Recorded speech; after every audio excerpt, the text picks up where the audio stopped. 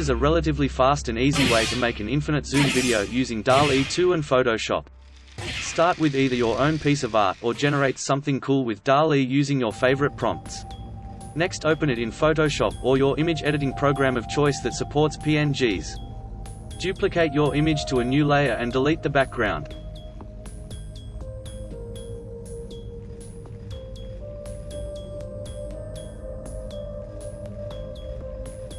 Now select all by pressing Ctrl+A. Resize the image by hitting Edit, Transform, then Size. We want the image reduced by 50%. It's important to adjust each image by the same amount so that the zoom is smooth. Save your image as a PNG with transparency turned on.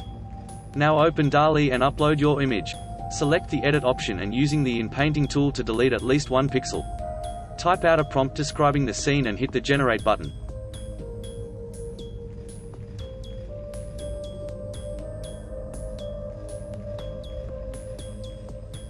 Now repeat the process. Resize in Photoshop. Outpaint in Dall-e. The more images you generate, the longer your zoom will be. Feel free to change up your prompts for variety. You may like to erase the Dall-e logo in Photoshop and create a feathered transparent edge for easy blending in the next step. Once you have enough images, open Blender. Create a new scene. Delete the cube by clicking on it and pressing X. Now select the camera and reset its location and rotation to 0.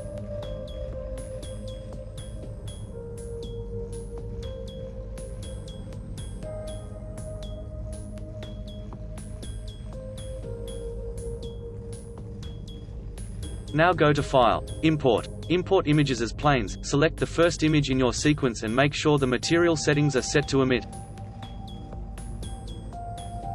Switch to camera view by hitting the camera icon here. Change the viewport shading to rendered mode so that you can see your first image. In the output properties, change your scene resolution to the same size as your imported image. In this case, Dall outputs to 1024 by 1024.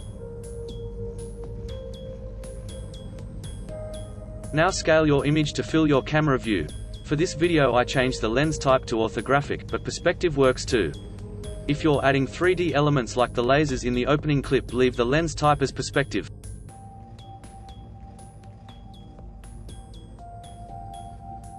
In orthographic view, use this dial to zoom in and out. This is where we will set keyframes later to animate the zoom.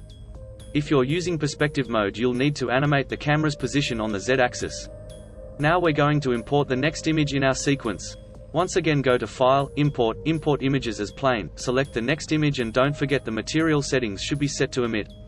We now have the second image in our scene, but it's in the same position as our first one.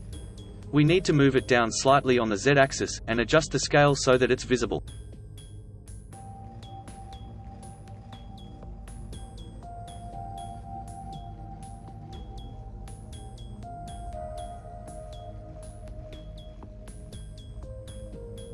Once your images look like they're aligned, repeat the process of importing the next image, lowering it on the Z-axis, then scaling it so it lines up with the others.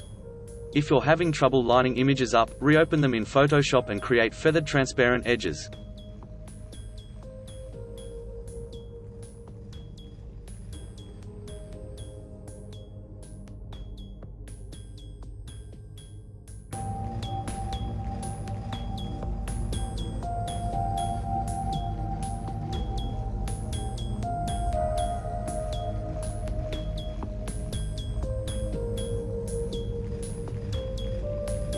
Once you've imported and lined up all of your images, it's time to animate.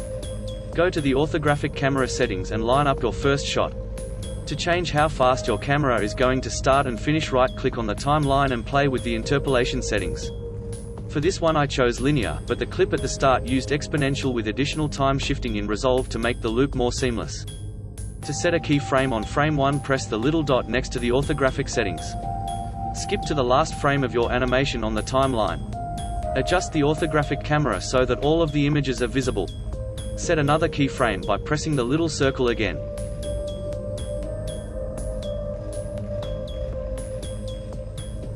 If you hit the play button, you should now have a zoom of all of your Dall-e images. This one isn't very long because it's only a few images. The more images you generate, the more interesting your animation will be.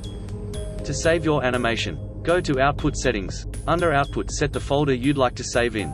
Change the file format. For short animations, I like to output as an MP4 with quality set to perceptually lossless. For longer videos, a PNG image sequence might be best. Now hit Render Animation.